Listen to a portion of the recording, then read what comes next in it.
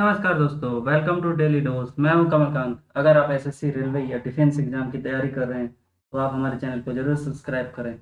और आज है 28 अक्टूबर और 28 अक्टूबर के महत्वपूर्ण करंट अफेयर को देखते हैं।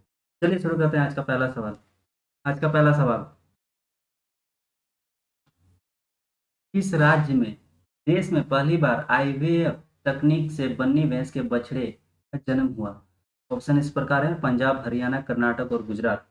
चलिए बताइए। तो इसका सही आंसर है गुजरात। गुजरात में देश में पहली बार आईवीएफ तकनीक के द्वारा बन्नी बछड़े का जन्म हुआ। यह बन्नी नस्ल में पहली नस्ल, गुजरात की पहली नस्ल है। यह भैंस भैंस की नस्ल है बन्नी। ये हमारे वैज्ञानिकों के लिए बहुत बड़ी उपलब्धि है। इस प्रकार से टेस्ट ट्यूब बेबी के जरिए बन्नी बछड़े का जन्म हुआ। आईवीएफ का पूरा नाम क्या है? In vitro fertilisation. चलिए अब आते हैं देश में पहला रोपवे सर्विस का उपयोग करने वाला भारत का पहला शहर कौन सा है? इसका सही आंसर है Banaras. Wild life action plan को मंजूरी देने वाला देश का पहला राज्य महाराष्ट्र। हर वयस्क को कोरोना की 2 डोज लगाने वाला पहला देश का पहला जिला कौन सा है? तो है किन्नौर, हिमाचल प्रदेश। भारत का पहला वर्टिकल लिफ्ट रेलवे सी ब्रिज न्यू पम्बन ब्रिज कहाँ पर है? तो यह है तमिलनाडु। मोस्ट इंपोर्टेंट, याद रखिए। देश का पहला स्मार्टफोन आधारित ई वोटिंग ऐप किसने तैयार किया है? इसका सही आंसर है तेलंगाना में पहली बार इसका। अब आते हैं अगले सवाल पर। किस देश में खुदाई के दौरान विश्व का सबसे प्राचीन प्राचीन शराब कारखाना मिला है? खुदाई के दौरान बताइए। ऑप्शन इस प्रकार है: जापान, भारत, अमेरिका, इजराइल। बताइए। इसका सही आंसर है इजराइल। अब देखिए इजराइल के बारे में कुछ जान लेते हैं। इजराइल एशिया महाद्वीप में है। इजराइल की राजधानी जेरूसलम है। इजराइल की करेंसी इजरायली शेकेल है। इजराइल के प्रधानमंत्री कौन है? Naftali Bennett. इजराइल के राष्ट्रपति कौन है? Isaac Herzog. इजराइल की संसद का क्या नाम है? इसका सही आंसर है नेसेट। इजराइल की सबसे लंबी नदी जॉर्डन नदी। इजराइल की सबसे लंबी पर्वत श्रृंखला क्या है? माउंट हेरमन। सर्वाधिक यहूदी किस देश में रहते हैं? तो इसका सही आंसर इजराइल। अब आते हैं अगले सवाल पर। Indian broadcasting and digital foundation के फिर से अध्यक्ष कौन बने हैं? ऑप्शन इस प्रकार है। बताइए इसका आंसर। इसका सही आंसर है के माधवन। के Madhavan Indian broadcasting and digital foundation के फिर से अध्यक्ष बने। अब आते हैं अगले सवाल पर। बीसीसीआई द्वारा 2022 में इंडियन प्रीमियर लीग आईपीएल में कौन सी दो नई टीमों को शामिल किया जाएगा? ऑप्शन इस प्रकार है: अहमदाबाद, लखनऊ, पठानकोट, या ऑप्शन ए या बी। बताइए। चलिए इसका मैं बता। इसका ऑप्शन हो जाएगा डी, यानी ए और बी। अहमदाबाद और लखनऊ दो टीम बनेगी आईपीएल में 2022 से। देखिए अब जान लेते हैं। अहमदाबाद एक अहमदाबाद और एक लखनऊ दोनों टीम बनेगी जो कि 2022 में इंडियन प्रीमियर लीग आईपीएल में खेलेंगे। और अब टोटल आईपीएल टीमों की संख्या 10 हो जाएंगी। अब देखिए, आरपी संजीव गोयनका ग्रुप, इन्होंने लखनऊ टीम के मालिक है ये। और सीवीसी कैपिटल पार्टनर्स कौन है? अहमदाबाद की टीम के मालिक बनेंगे। इंपॉर्टेंट है, याद रखिएगा। अब इंडियन प्रीमियर लीग के बारे में जानते हैं। आईपीएल सबसे पहले कहाँ खेला गया था, मतलब कौन से साल में खेला गया था? तो ये 2008 में खेला गया था।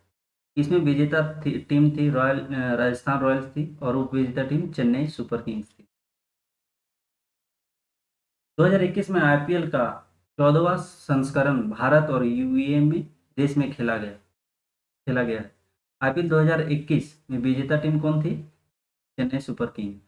आईपीएल 2021 में ऋतुराज गायकवाड़ को ऑरेंज कैप दिया गया, जो कि सर्वाधिक रन से सम्मानित था। और पर्पल कैप किसे दिया गया था? तो हर्ष पटेल को दिया गया। अब आते हैं अगले सवाल। इनोवेशन फॉर यू पुस्तक को किसने लॉन्च किया है? ऑप्शन इस प्रकार है। चलिए बताइए। तो इसका सही आंसर है नीति आयोग। नीति आयोग ने इनोवेशन फॉर यू पुस्तक को लॉन्च किया है। अब नीति आयोग के बारे में जान लेते हैं। नीति आयोग का पूरा नाम क्या है? National institute of transforming India, NITI Aayog का पूरा नाम। इसको हिंदी में क्या बोलेंगे? राष्ट्रीय भारत परिवर्तन संस्थान। इसका स्थापना कब हुआ था? 1 जनवरी 2015 को।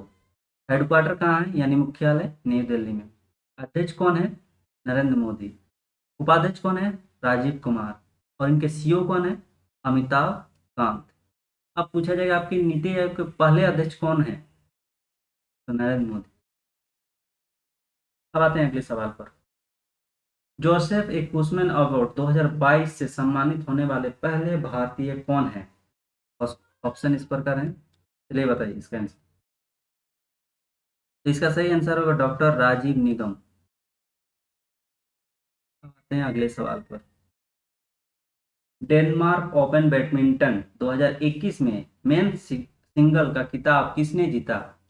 ऑप्शन इस प्रकार है, चलिए बताइए। तो इसका सही आंसर हो जाएगा विक्टर एक्सेल्सन। इसका सही आंसर होगा विक्टर एक्सेल्सन। अब टॉप 5 किताब के बारे में जानते हैं। जैसे टर्किश ग्रैंड प्रिक्स 2021 का किताब कौन जीता? तो वाल्टरी बोटास ने। Meltwater champion chess tour 2021 का किताब किसने जीता? तो मैग्नस कार्लसन ने। राइडर कप गोल्फ टूर्नामेंट 2021 का किताब किसने जीता? तो अमेरिका ने। नॉर्वे चेस ओपन 2021 का किताब किसने जीता? तो गुकेश ने। एशियन स्नूकर चैंपियनशिप 2021 का किताब किसने जीता? तो पंकज अडवाणी ने। अब आते हैं अगले सवाल। किस क्रिकेट एसोसिएशन द्वारा दुनिया का सबसे बड़ा क्रिकेट बल्ला का अनावरण किया गया? ऑप्शन इस प्रकार है, चलिए बताइए इसका आंसर। इसका आंसर होगा हैदराबाद क्रिकेट एसोसिएशन द्वारा दुनिया का सबसे बड़ा क्रिकेट का बल्ला का अनावरण किया गया। देखिए, तो इसका बल्ला का लंबाई कितना है? 56.10 फीट है। वजन 9 टन है। और ये चिनार की लकड़ी से बना गया है। अब आते हैं अगले सवाल। 94th अकादमी पुरस्कार के लिए कौन सी फिल्म को भारत की आधिकारिक प्रविष्टि के रूप में चुना गया है? ऑप्शन इस प्रकार है, चलिए बताइए। इसका सही आंसर है कुंजंगल। कुंजंगल जो है ना, ये तमिल ड्रामा फिल्म है जो कि अंतर्राष्ट्रीय स्तर पर कन्नड़ रूप में अनुवादित है। और 94th अकादमी पुरस्कार के लिए भारत की ओर से प्रतिष्ठित के रूप में चुना गया है। अब आते हैं अगले सवाल पर। राइटिंग फॉर माई लाइफ ये पुस्तक को किसने लिखा है? ऑप्शन इस प्रकार है, चलिए बताइए। इसका सही आंसर है रस्किन बॉन्ड। अब टॉप 5 बुक्स के बारे में जान लेते हैं। The three Khans and the emergence of new India ये पुस्तक के लेखक कौन है? तो इसका सही आंसर है Kaveri Bamzai. Dancing with dream के पुस्तक के लेखक कौन है? तो Adityanath Das. The long game how the Chinese negotiate with India के लेखक कौन है? तो विजय गोखले। संविधान संस्कृति एंड राष्ट्र के लेखक कौन है? Kalraj Mishra. A taste of the Liverpool way और रेसिपी फॉर सक्सेस के पुस्तक के लेखक कौन है? तो मोना नेम्मर। याद रखिए, इंपॉर्टेंट है। अब चलिए दोस्तों, उन्हीं सवालों को जल्दी से क्विक रिवीजन कर लेते हैं। पहला सवाल। किस राज्य में देश में पहली बार आईवीएफ तकनीक से बन्नी भैंस के बछड़े का जन्म हुआ? तो इसका सही जवाब है गुजरात। आईवीएफ का पूरा नाम कमेंट में बताइएगा, इसका फुल फॉर्म क्या होता है कमेंट में बताइए। अगला सवाल। किस देश में खुदाई के दौरान विश्व का सबसे विशाल प्राचीन शराब कारखाना मिला है? तो यह है इजराइल। इजराइल के राष्ट्रपति कौन है, आप कमेंट में बताइए। Indian broadcasting and digital foundation के फिर से अध्यक्ष कौन बने हैं? तो के माधवन। याद रखिए। बीसीसीआई द्वारा 2022 इंडियन प्रीमियर लीग में कौन सी दो नई टीमों को शामिल किया जाएगा? तो अहमदाबाद और लखनऊ। इन दोनों टीमों के कैप्टन के मालिक का नाम आप कमेंट में बताइए। इनोवेशन फॉर यू को पुस्तक को किसने लॉन्च किया है? तो इसका सही जवाब है नीति आयोग। नीति आयोग का गठन कब किया गया, कमेंट में बताइए।